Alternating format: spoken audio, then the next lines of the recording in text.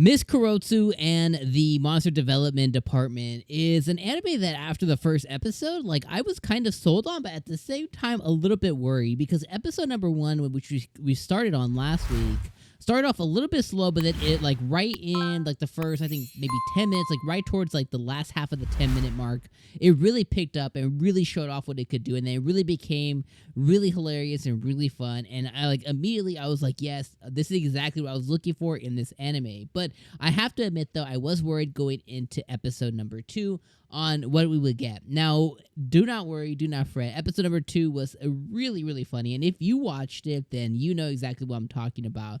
Episode number 2 again puts us in the shoes of Miss Kuroitsu, and she is attempting to develop a new monster, and the monster that she's trying to develop is in tandem with working with a bunch of different departments. So the first thing I love all about this anime a lot is it really shows us the inner workings of what it takes to be a villain evil organization, and really gives us the insights onto what a monster developer, what someone who holds a job at one of these places goes through, and the frustrations and worryings and backings. And it really went super deep as they were trying to create this freaking chicken. So they originally get all these plans that are set out for them, and they want to build this massive Phoenix railgun type like monster to go and take on the Blader guy, which is this, Red Power Ranger dude. They want to take on the Blader dude, and they have to put this monster together. But because of the requirements of the specific monster, it requires them to work with a project manager. It requires them to work with a project manager, and it requires them to work with all the different departments. There's several departments in Agastio, this evil organization that they have, and they have to work with the people who do the guns and the people who do the designs and the ones who do the functionality and the safety regulations. Because one of the codes at Agastya, even though they're basically hailing down like Megazord things, like they don't want to hurt civilians, which is very commendable of an evil organization.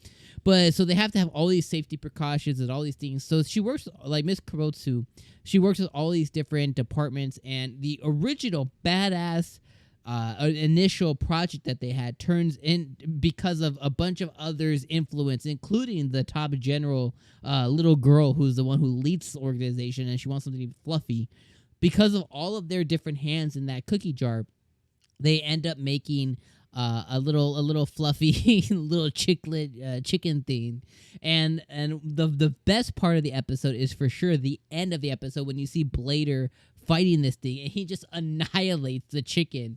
And Wolfie gets mad because Wolfie's like, yo, we just went through all this. You gonna do us dirty like that? He's like, yeah, you should have put on like a bunch of guns and made it big, and you did nothing. He's like, look at it. And Wolfie's like, moment. And I was like, yes.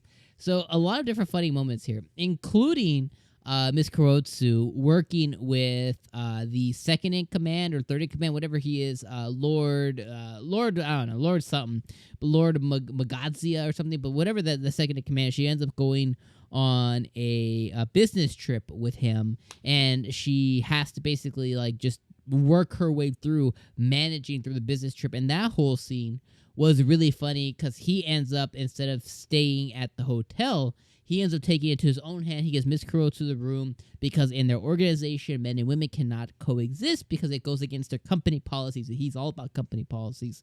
So he gives her the hotel room, and he says to her that he's going to go find his own room in this hotel, even though they're fully booked. He ends up staying at one of those onsens, one of those like spa areas that are like you can just go and stay publicly for a very small nominal fee. And I thought that was hilarious. So that whole business trip scene was hilarious. But overall, this episode was very, very entertaining. And the thing that I'm loving so far about Miss Kuroitsu is, I love her as a character. She's awesome as a character. She's funny. She is enigmatic. She has a lot of charisma. And I love seeing her deal through like the real things. I like seeing that like the development company has a lot of high praise for her and all the work and work ethic that she puts in. I love that now Wolfie instead of being the big badass monster, Wolfie ends up actually being an underling because they put in, like, the monster development team put in a request for more workers, and HR wouldn't approve. So they're saying, hey, that monster just created, she can work for you guys. So Wolfie is now working for them. So that's her kohai, and like, it's just really funny the way that this thing is taking place. But I love, like, the realism that they put behind a monster development team working for an evil organization. I just find that fascinating, and I really enjoy it. But again, Ms. KUROITSU really makes the anime because of all her different traits, personality, and as she grows as a character, I think the anime will continue to grow on us. This is definitely not like, top tier anime, but it's definitely really enjoyable and really fun to watch. And I can't wait for next week's episode as we get into next week to see what monster they're going to make next, to see on how Wolfie handles their transition and they deal with their gender, basically being a preteen boy in a beautiful little girl's body. Like, all this stuff that they have to deal with is interesting. And the other thing that's really interesting too that I can't wait to see kind of like play out is Blader. So the main enemy, the main superhero guy that they've been fighting, he has frequent conversations with Miss KUROITSU because she frequents a place that she gets her sandwiches from, and he happens to work there. So I find that really funny too, and he kind of likes her. So I can't wait to see that play out as well. But nonetheless, episode 2 is a win. I'm not worried about this anime anymore. I'm just going to be here for the ride. It's definitely turn your brain off. Just enjoy it. I'm definitely really liking it a lot, and I like Ms. KUROITSU quite a bit, and I love Wolfie too. And I like seeing the whole 𝐒𝐡𝐚𝐧𝐬𝐭 organization. But let me know what you guys think about episode number 2. Let me know what your thoughts and feelings are of episode number 2. Put them down in the comments down below. I appreciate you guys being here for another week. Sorry about this review being a little bit later than normal. If you see our community tab, you'll know why. If you don't, that's okay. Make sure you guys like and subscribe before you leave. And we'll see you guys next week for episode 3 of Ms. KUROITSU's Monster Development Department. Peace out.